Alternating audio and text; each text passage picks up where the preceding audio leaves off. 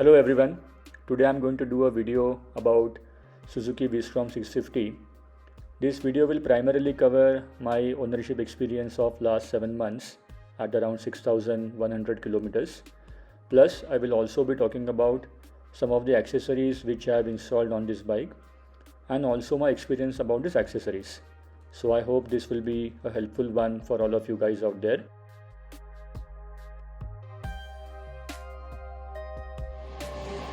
So as you can see, the odometer reads 6,133 kilometers, and so far it's been brilliant. If I have to summarize it in one word, the bike runs very smooth, it's very stable on the highways, the torque delivery, power delivery is very linear.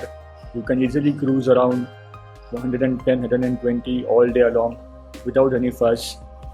The sitting is extremely comfortable even for a rider and also for the pillion. It's basically a mile muncher. There is no complaint whatsoever. The suspensions are pretty good. It comes with a spoke wheels, as you can see, so I think that's another advantage. Although I'm not much of an off-roader, but any bad road patch and all, it can really take it very easily. So extremely happy with the purchase. Now coming to accessories, I'll start from the front of the bike. So first one is the Givi windshield. The stock windshield is not really very useful. This is Givi one, which is adjustable, and so far serving pretty well. The next accessory is Barkbusters. Again, very useful accessory. Although the stock bikes comes with some kind of a handguard, but the aluminium thing is missing over there. So always good to have Barkbusters installed, wherein you get this entire aluminium fairing, and then this very sturdy polycarbonate is mounted. So this actually came pretty handy once I had a tip over. So this actually saved the bike.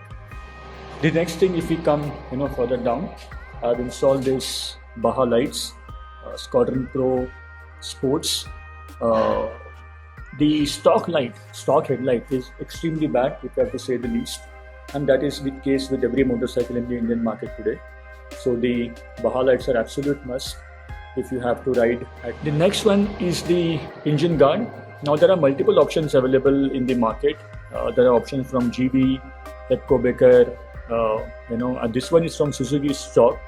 And primary reason I installed this, that most of the other guards are mounted only on these bolts or on these bolts, but only Suzuki one goes through the center bolt in the chassis. So this is the bolt which is actually going across. So this one comes with a spare bolt which is in bigger length, and it is actually pretty much secure as compared to any of the other guards, and that's the reason I went ahead with the Suzuki guard. Although the clearance is a little less, if you can see, so mounting of any accessories is little bit of a challenge, although not much, but yes, there is a bit of a challenge. The next one is the Denali sound bomb. The horn again is basically extremely bad, especially in the engine noise, in the traffic, one can hardly hear it. I'm not a person who will keep on honking it, but when you need it, you should have it. So Denali really serves the purpose. So just to give you the demo how it sounds.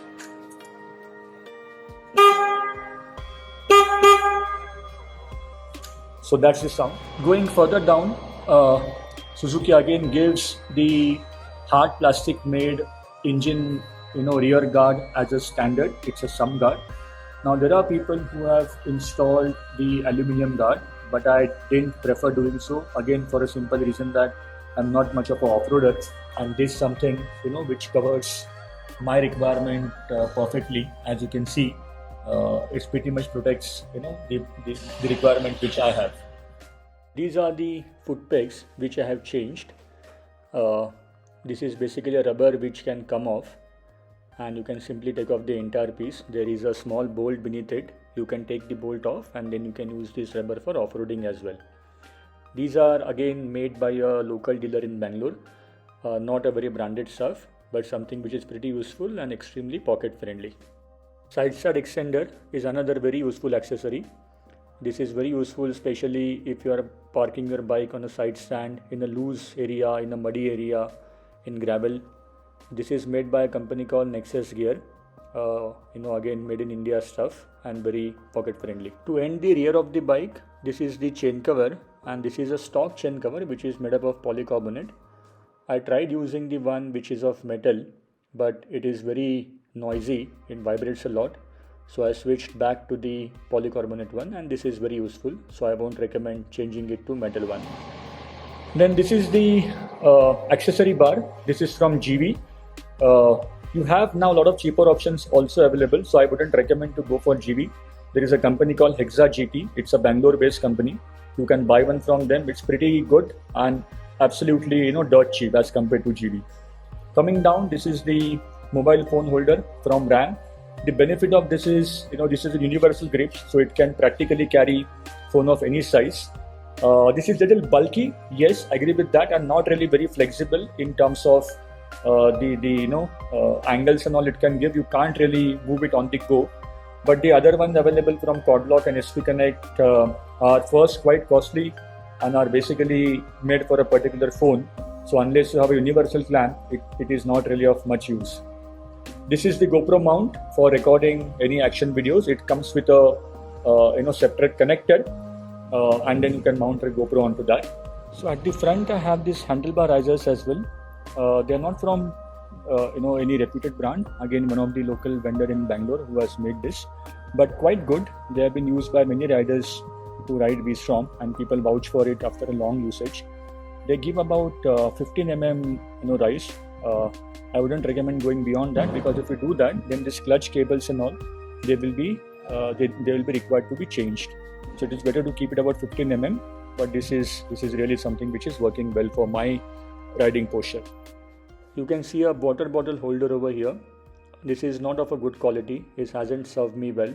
I bought it from some website, but it's really bad. The good one I would recommend is Prospec. It comes with a mount and a holder, and that is very useful. I had one, but that broke down when I had a tip over. But I'm again going to go back to Prospec. It's a Bangalore based company again, and that one is pretty good. It will really long last. One of the important accessory for any ADV bike is the luggage system which you have. So this is the aluminium based luggage system by a company called Hexa GT. I was in the market for a luggage system and I searched a lot of brands including SW Motec, Givi, Shad and all, but they are really costly, and also you need to buy everything separately. So you need to buy all the accessories separately for each of these. But this is pretty good, and like I said, comes at a very pocket friendly price.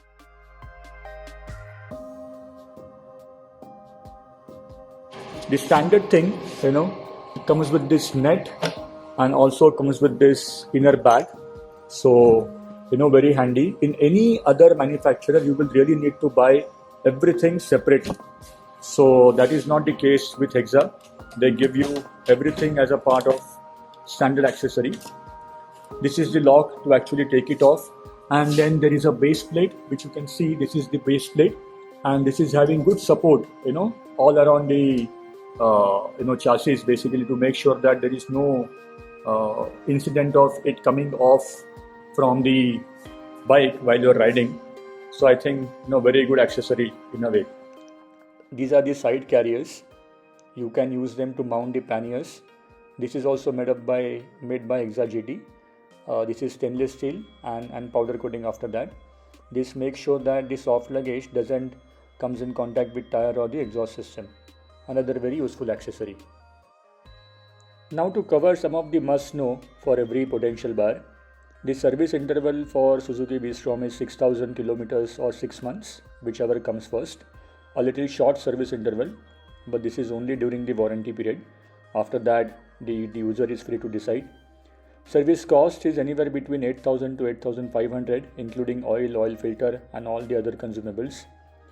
The mileage which I get is typically in the range of 23 kilometers per liter to 25 kilometers per liter, assuming that I'm riding at a speed of 110 to 115. If you go beyond that, then surely it will impact the mileage adversely. But these are some of the minor details. On the electronics front, the bike just has an ABS which is non-switchable and has 2 levels of traction control. In fact 3 levels, so no traction control, and then 1 and 2 which can be adjusted on the go. One thing Suzuki can improve is to provide LED turn indicators. Both front and back are just bulb, no LED. Only tail light is LED, and so is the case with the headlight. It's purely halogen bulb of very poor quality. Otherwise, rest everything is good. So to end the video, my experience of last 7 months has been nothing short of exemplary. It's a very sturdy bike for everyday purpose, including highway touring, a bit of an off-roading, even in the traffic you can use it. It's very low on maintenance, very low on service cost. After sales have been really good by Suzuki. So anyone looking to pick up a good ADV bike, even for a day-to-day usage, you can absolutely go for Suzuki V-Strom 650. That would be my recommendation. So this is my first love. She's 40 years old now. I have been riding her for over 10 years. This is 1984 model, cast iron built, right side gear shift. But I will talk about her at some later point in time. But thanks for watching this video, and I hope this helps you in a big way. Thank you.